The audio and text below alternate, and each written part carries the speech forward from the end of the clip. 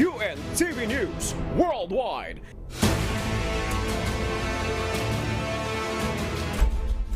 Yes, hello sa lahat ng ating mga kasangbahay sa buong mundo. Salamat sa Diyos sa panibagong araw po at pagkakataon na bigay sa atin. Hello sa ating lahat ng mga kasamang global correspondents. Sa time check po tayo. 34 na minuto makalipas ang alas 4 ng madaling araw. Good morning kuya at magandang araw mga kababayan sa Pilipinas at sa iba't ibang panig ng mundo. Ngayon ay araw ng Martes, August 22, 2023. At mula sa Edmonton, Alberta, Canada, ako po si Noel Poliarco. Maghahatid sa inyo ng umaatikabong balita mula sa iba't ibang panig ng mundo. UNTV News Worldwide. Sa ating global headlines. Netherlands at Denmark magsusupply ng F-16 fighter jets sa Ukraine. Matinding pagbaha, dulot ng tropical storm Hillary sa California, USA. Canada magpapadala ng militar para labanan ng wildfires sa British Columbia. Influenza cases sa Thailand, tumaas. Habang buhay na pagkakabilanggo, hatol sa British baby nurse killer na si Lucy Letby. Japan, magdedesisyon na kung kailan uumpisahan ang Fukushima water discharge.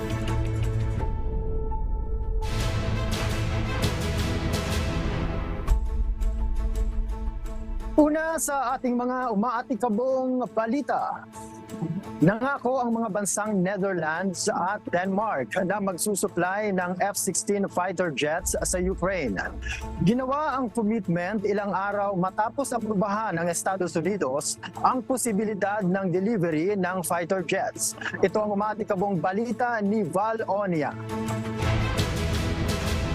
Ikinatuwa ni Ukrainian President Volodymyr Zelensky ang makasaysayang desisyon ng Netherlands at Denmark na magkaloob ng US-made F-16 fighter jets sa kanyang bansa upang tugunan ang patuloy na pag-atake ng Russia. Ilang buwan ding hiniling ni Zelensky ang warplanes upang paigtingin ang Soviet-era Air Force ng Ukraine sa gitna ng inilunsad nitong counter-offensive laban sa Moscow sa silangang bahagi ng bansa. Noong Biyernes, August 18, inanunsyo ng Washington ang approval nito sa F-16 transfers at training ng Ukraine pilots na nakatakdang mag-umpisa ngayong buwan. Ibig sabihin, maaaring magamit ng Ukraine ang warplanes sa unang bahagi ng 2024. Sa kasalukuyan, may 42 F-16s ang Dutch Air Force at isa sa pinal ang bilang ng fighter jets na ipagkakaloob sa Ukraine matapos ang pag-uusap-usap ng mga kaalyadong bansa. Araw naman ng Linggo, August 20, nang bumiyahe sa Denmark si Zelensky at nakipagkita kay Prime Minister Mette Frederiksen. Ayon sa Danish leader, magdodonate ang bansa ng 19 na F-16 fighter jets sa Ukraine mula sa katapusan ng taong ito hanggang sa 2025. Samantala, umani naman ang babala sa Moscow ang nakaambang supply ng jets sa Ukraine. Ayon kay Russian Foreign Minister Sergei Lavrov, ikukonsidera ng Moscow na nuclear threat ang F-16s dahil sa kakayahan nitong magdala ng atomic weapons. Val Onia, UNTV News and Rescue. Diyos ang aming sandigan, serbisyo publiko ang aming pinahahalagahan. 7 tao ang patay sa pagsabog ng Russian ballistic missile sa Ukraine. Ayon sa Ukrainian government, may tuturing itong war crime laban sa mga sibilyan. Ito ang umaatikabong balita ni Bianca Quijano. 7 tao, kabilang ang isang 6 na taong gulang na babae ang nasawi matapos sumabog ang isang Russian ballistic missile sa Ukraine. Bukod dito, 144 ang sugatan matapos tumama ang missile sa isang theater sa Ukrainian city ng Chernihiv. 15 mga kabataan din ang kabilang sa mga wounded bunsod ng missile attack. Nakunan ng video ang pag-atake ng Russia ng Ukraine noong Sabado ng umaga, August 19. Ayon sa mga opisyal, karamihan ng mga biktima ay naglalakad sa kalsada malapit sa theater pagkatapos ng isang festive morning sa simbahan. Katabi rin ng theater ang isang local park kung saan madalas nagtitipon ang mga pamilya.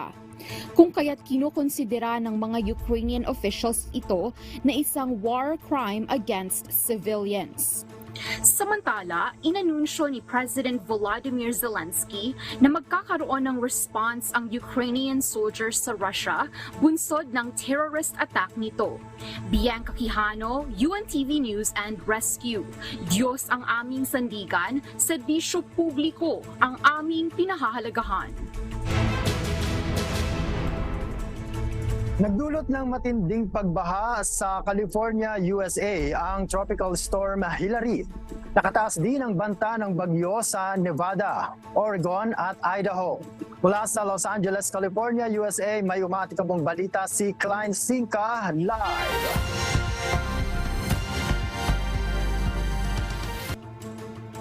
Hello Klein, gano'ng kalakas kasi itong yung Hillary? Manuel, umabot sa 50 miles per hour. Ang lakas ng bagyong si Hillary na manalasa ito alas 5 ng hapon noong linggo, August 20, dito sa Southern California. Naglabas kahapon ng babala na catastrophic and life-threatening flooding sa lugar ng Baja California at timog kanlurang bahagi ng Estados Unidos. Putik at malaking tipak ng bato ang naanod sa mga highway, umapaw din ng mga drainage systems at nagbagsakan ng mga sanga ng puno sa mga bahay mula San Diego hanggang Los Angeles. Dosenang sasakyan din ang na-trap sa baha sa Palm Springs at Coachella Valley. Nakita din ang mga pagbaha sa paligid ng Dodger Stadium dito sa Los Angeles kung saan dumaan ang mata ng bagyong Hillary. Aabot sa 4 hanggang 8 pulgada ng ulan ang tumama sa silangang bahagi ng Southern California. Dineklaran din ang state of emergency sa California ni Governor Gavin Newsom at nag-issue na evacuation sa Santa Catalina Island. Hinikayat naman ni US President Joe Biden sa mga mamamayan ng California na makinig sa payo ng mga local officials. Samantala nakatakda itong bumisita sa Hawaii para ma-survey ang naging pinsala ng mga wildfire sa Maui. Sa huling ulat, mahigit sa 800 pa ang missing matapos ang deadly wildfire dito na pinangambahang hindi na makita. Balik sa iyo. Kamusta na ang lagay ng panahon dyan ngayon? Saan ba patungo itong bagyo, Klein? Noel, sa kasalukuyan dito sa Los Angeles, sa Southern California, kapansin-pansin na maaraw na dahil moving up north na ang bagyo kaya't mararanasan ng mga pag-ulan ngayon sa mga estado ng Nevada, Idaho, Oregon at pati na rin sa mga northern part ng California, Noel. Oo nga, at medyo maaliwalas nga dyan sa lugar din ninyo. At kahapon ba, Klein, nung dumaan pa dyan yung bagyo, ano ba ang naging, nakita mong naging situation dyan sa lugar? Noel, kapansin-pansin din nung kahapon lamang dahil kahapon ay tuloy-tuloy ang pag-ulan hanggang sa gabi. Kaya ngayon naman ay patuloy ng tuloy-tuloy ng pag-araw kaya natutuyo na ang mga baha kanina. Ayan, sige, maraming salamat sa iyong update, Klein Sinka mula sa Los Angeles, California, USA. Na huling nakaranas ng tropical storm noong 1939 at nagtala ng halos 100 casualties. Nagpapadala ng militar ang Canada upang labanan ang wildfire na kumakalat sa British Columbia. Kaya naman nagdeklara na ng state of emergency ang Canadian government sa probinsya ng bansa. Mula sa New Brunswick, Canada, may umaatikabong balita si Charles Corpus live.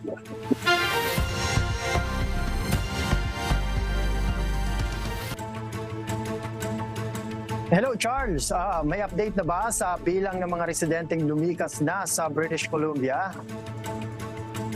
Yes, Noel, inutusan na ni Canadian Prime Minister Justin Trudeau na mag-evacuate na ang higit sa 35,000 na tao sa British Columbia. Nagdeklara na ng state of emergency ang Western Province ng Canada at ipinagbabawal na rin ang non-essential travels upang magkaroon ng sapat na lugar para sa mga evacuee at mga bombero. Ang wildfire na ito sa bansa ay ang pinakamalalang na itala sa Canada at sinasabing dulot ng climate change. Sa ilang lungsod sa British Columbia, umabot na sa 350 ang Air Quality Index o AQI na nagmamarka ng mga malalaking pollutants na dulot ng mga sunog. Ito ay itinuturing na mapanganib na antas ayon sa IQ Air, isang platform na nagbibigay ng real-time na impormasyon sa kalidad ng hangin. Pinapayuhan naman ng mga residenteng manatiling ligtas at iwasan ang labis na paglabas ng bahay dahil sa masamang kalidad ng hangin. Sa isang tweet, sinabi ni Trudeau na magbibigay ang federal government ng suporta mula sa Canadian military upang tumulong sa mga evacuations, staging at iba pang logistical tasks batay sa kahilingan ng pamahalaan ng British Columbia. Bagaman hindi pa naglalabas ang pamahalaan na opisyal na bilang ng mga napinsalang gusali, subalit ilang mga video at photos mula sa social media ang nagpapakita ng pagkasira ng mga infrastruktura at pagkasunog ng mga puno. Sa ngayon, mayroon ng 4 na bombero ang namatay dahil sa paglaban sa mga sunog. Balik sa iyo, Noel. Oh yes, Charles, at alam ko nga tuloy-tuloy pa rin ang pag-assess nila dyan, lalo na lang sa mga hard hit nitong wildfire dyan sa may bahagi ng British Columbia. Pero Charles, madagdag ko lang, may mga ibang suporta din ba na ay binibigay ang gobyerno para sa mga naapektuhan ng wildfire? Yes, Noel, sa ngayon patuloy nga sila nagpapadala ng military force para makatulong nga sa pag-apula ng apoy at para naman sa ating mga kababaeng Pilipino ay ini-encourage sila na makipagkonsulta na sa ating mga consulate para masuportahan naman sila sa kanilang mga pangangailangan. Back to you, Noel. Ayun, alright. Maraming salamat sa update, Charles Corpus mula sa New Brunswick, Canada, kung saan naganap ang 1825 Miramichi Fire, isa sa 3 largest forest fire ever recorded in North America. Tumaas ng 3 beses ang bilang ng kaso ng influenza sa bansang Thailand.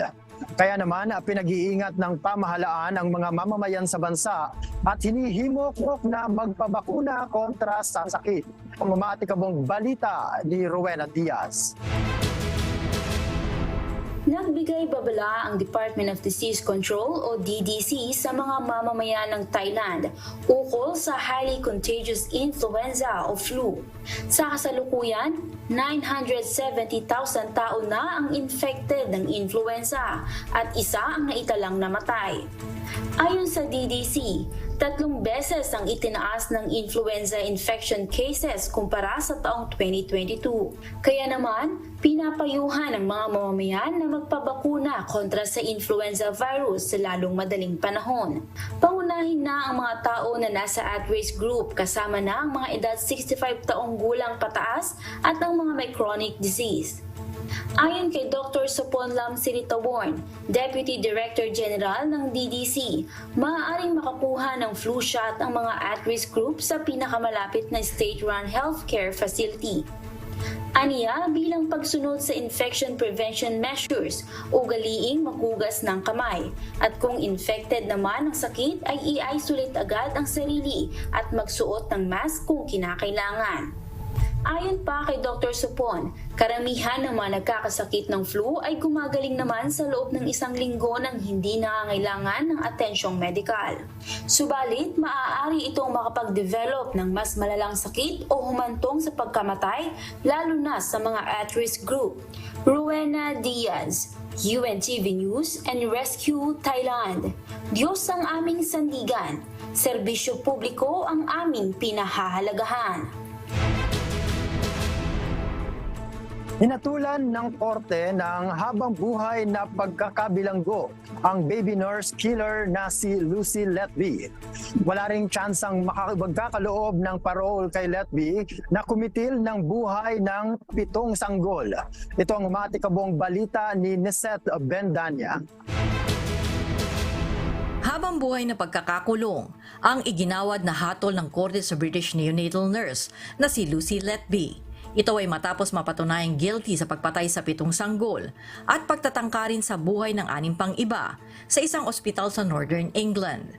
Ayon sa huwes, walang tsansang mailalabas si Letby ng kulungan dahil sa tindi ng kalupitan nito. Pinakamatinding sentensya ang iginawad kay Letby sa ilalim ng British law na hindi nagpapahintulot ng death penalty. Lucy Letby, on each of the 7 offences of murder and the 7 offences of attempted murder, I sentence you to imprisonment for life. Because the seriousness of your offences is exceptionally high, I direct that the early release provisions do not apply. The order of the court, therefore, is a whole life order on each and every offence, and you will spend the rest of your life in prison. Ikinagalit naman ng mga pamilya ng mga biktima ang absence ni Letby sa korte nang igawad ang sentensya laban sa kaniya. Pinahihintulutan sa kasalukuyan ng British courts ang hindi pagdalo ng mga convict sa kanilang sentencing.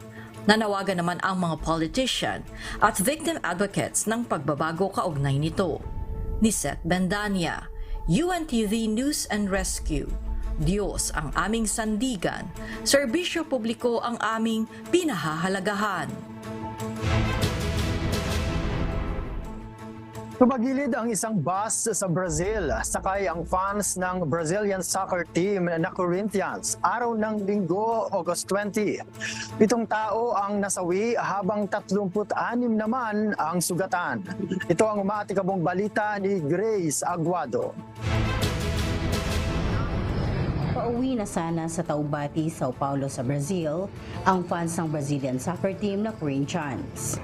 Nang sumalpok ang sinasakyan nitong bus sa isang highway sa Minas Gerais noong Linggo, August 20. Ayon sa fire department ng lungsod, nawalan umano ng preno ang bus at tumaob habang iniiwasan itong bumangga sa isa pang bus bandang alas 2:50 ng umaga. Sa 43 katao na sakay nito, 7 ang nasawi at 36 naman ang sugatan at agad namang dinala ang mga ito sa ospital.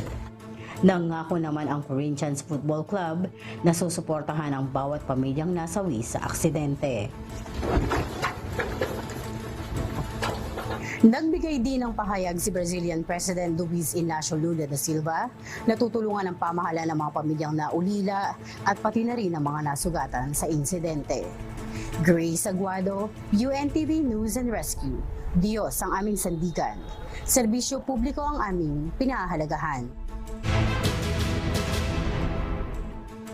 Nakatakdang magdesisyon ang pamahalaan ng Japan kung kailan uumpisahan ang pagpapakawala ng treated radioactive water mula sa Fukushima Nuclear Plant sa karagatan. Iniendorso ang plano ng United Nations Atomic Watchdog. Ito ang umaatikabong balita ni Rayjan Bolivar.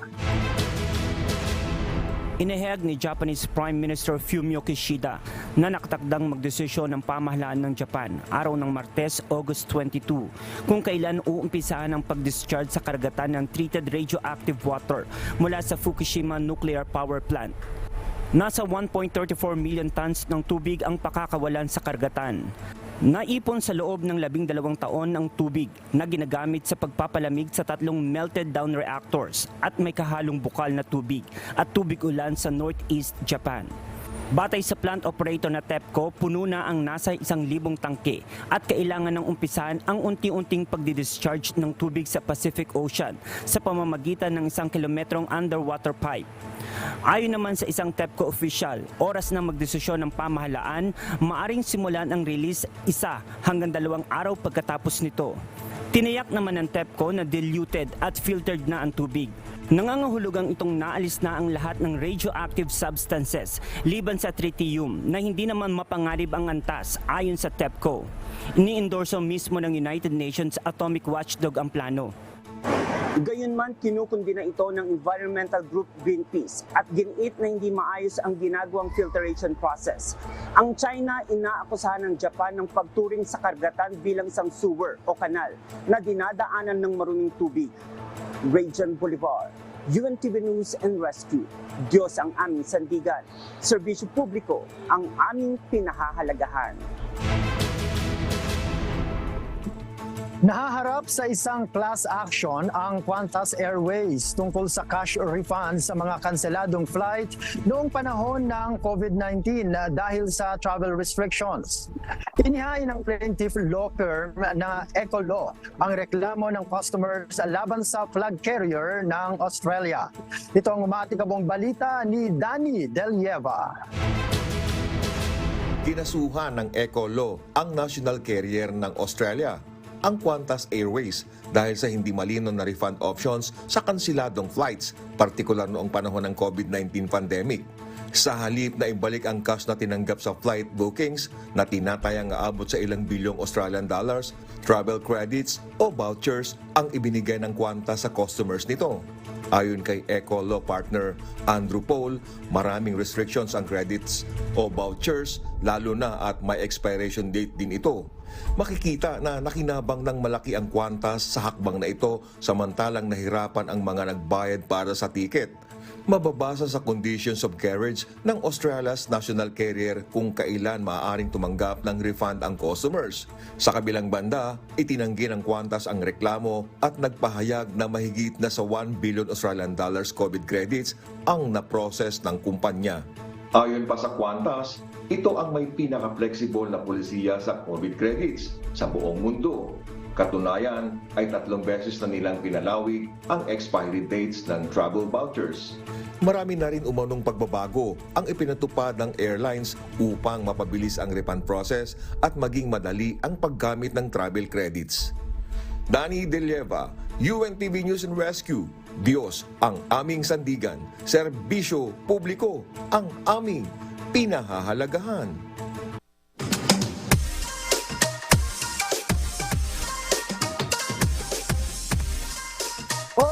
Na ang di natin makalilimutan ang pinakaabangan nating lahat dahil dito pwedeng bumati. Kaya narito po ang pagbati ng ating kababayan. Hi, I'm Lulu Medanilla and this is my husband, Juvie Medanilla. We're from Edmonton, Alberta, Canada. We've been here for 7 years already and hindi pa kami nakakauwi ng Philippines.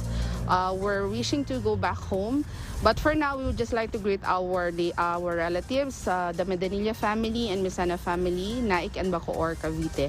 And to my best friend, my Kafitus, my bestie, happy 40th birthday, Aleli. Yun lang, salamat! Happy birthday! Bye!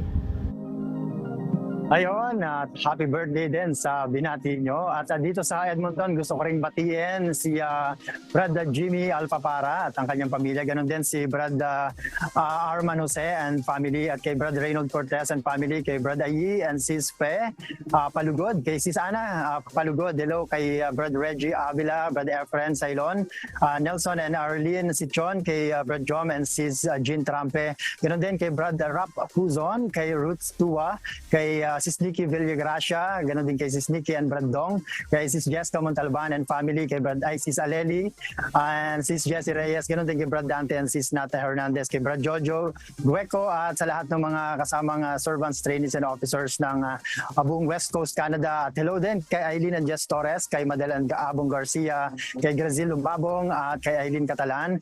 Ganoon din kay Bebot and Hernan Galicia, kay Nanay Nieves Yaya, siyempre sa aking mahal na asawang si Arwina, at kay Juan and Juan, sa aking dalawang anak. Ayan, at siyempre po sa lahat ng mga taga-subaybay natin araw-araw sa lahat ng programa po natin sa UNTV. Hello po sa inyong lahat, shout out at salamat po sa inyong laging pag-antabay sa ating mga programa. Samantala, at akin ang pupuntahan din ang ating kasama sa Pilipinas. Amigo Sherwin, kamusta ba dyan? At ano ba ang ating mga aabangang umahataw na mga balita ninyo? Good morning, Noel. Solo flight ka ngayon, ha? Oo nga, dahil na rin sa mga naging epekto rin itong mga kalamidad sa bahagi kasi ng California, ay hindi pa rin stable yung mga sa kuryente, kaya yung ating mga kasama din dyan ay yun nga, nag-abiso rin sa atin, amigo. Oo, dyan sa lugar mo hindi umaabot yung wildfire. Malayo kayo doon, Noel. O sa ngayon, amigo, medyo maaliwalas din kasi sa ngayon. Pero kahapon kasi medyo cloudy rito. Ang tingin ko nga dun sa ulap ay bahagi na rin yun ng mga usok na nakakarating dito dahil nga medyo mahangin. Yung kasing wildfire, yung mga forest fires dito, hindi naman masyadong malayo dahil nasa west din ako ng Canada. Kung sa drive, amigo, nasa mga 12 to 14 hours drive yan eh. So yung areas na yan na kung saan talagang nararanasan ngayon, yung wildfires ay hindi rin malayo talaga na makarating dito yung mga usok. Kaya nag-aantabay din kami kasi yung air quality rin dito sa lugar na ito kapag pausok na ganyan, nagbibigay rin sila ng abiso, amigo. Oo, yun nga. No? At dito naman sa atin sa Pilipinas, laman pa rin talaga ng balita, ano? Kahit hanggang nitong mga nakalipas na araw, itong patuloy na pagtaas nga ng presyo naman ng bigas.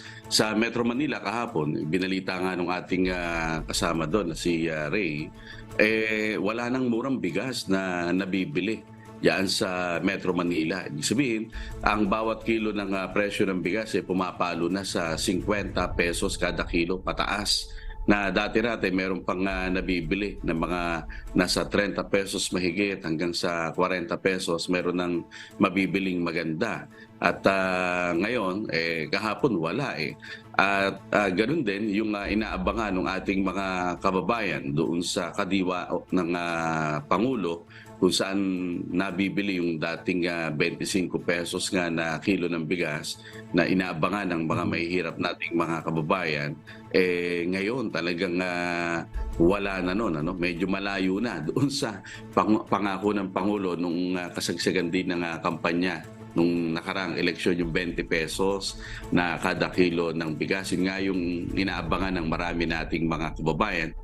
Hanggang sa pumalo nga doon sa 25 pesos kada kilo, ngayon ay mataas na. Kaya laman pa rin ng balita yan dahil sa pang-araw-araw na pangangailangan ng ating mga kababayan. Ganun din itong epekto ng sunod-sunod nga na pagtaas din ng presyo ng produktong petrolyo na effective today ay meron na namang panibagong pagtaas na sa presyo ng petroleum products. Kaya agad nating ipinapaalam sa ating mga kababayan, especially sa mga motorista, para aware sila, no? At hindi sila magtaka kung bakit meron na namang paggalaw sa presyo ng gasolina at diesel ngayong araw, Noel.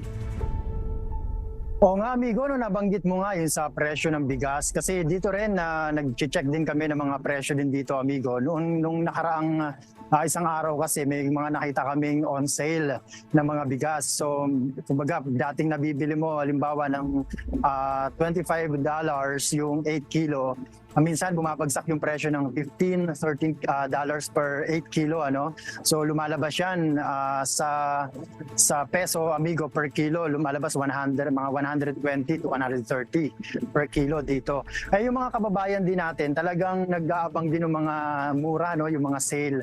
At kanina nga nung pinuntahan namin yung isang grocery store dito, ang bilis na wala amigo, in-advertise lang nila na merong mga sale na ganito. Pagpunta namin, lubos na agad ang supply. So meaning talagang yung ating mga residente din dito, hindi lang siguro yung mga kababayan natin, pero mostly yung mga kababayan natin, talagang nag-aabang nung talagang mga murang mga presyo din ng bigas. Dahil syempre nga nararamdaman talaga kahit sa lugar na ito amigo, yung pagtaas ng mga basic commodities natin. At hindi nawawala syempre sa mga araw-araw nating hapagkainan yung bigas amigo.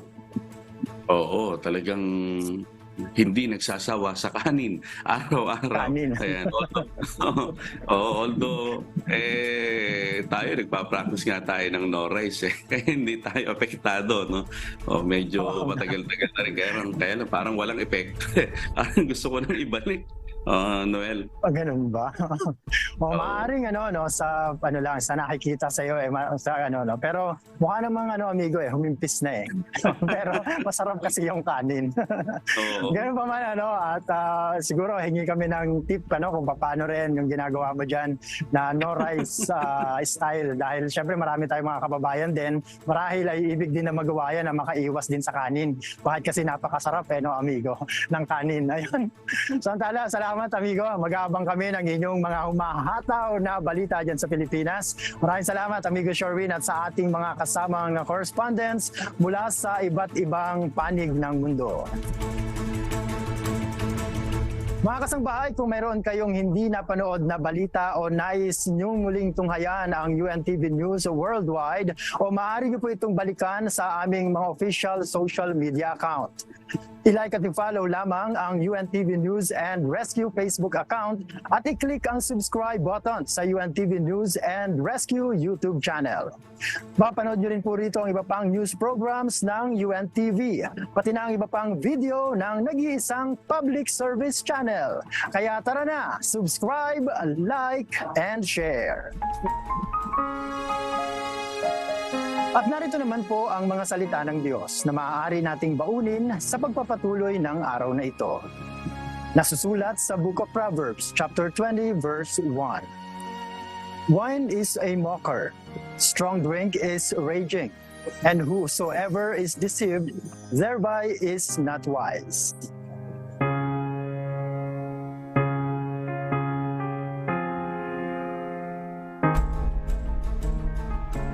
At yan lang po ang lagi nating baunin ng mga salita ng Diyos at syempre po ang ating laging pananalangin sa pagsapasimula ng umaga ng isang araw at syempre bago po matapos ang isang buong araw. Samahan nawa tayo ng Panginoon at yan po ang mga umatikabong balita sa iba't ibang panig ng mundo ngayong umaga ng Martes, August 22, 2023. Susunod na ang programang Hataw Balita Pilipinas sa UNTV at sa UNTV Radyo La Verdad 1350.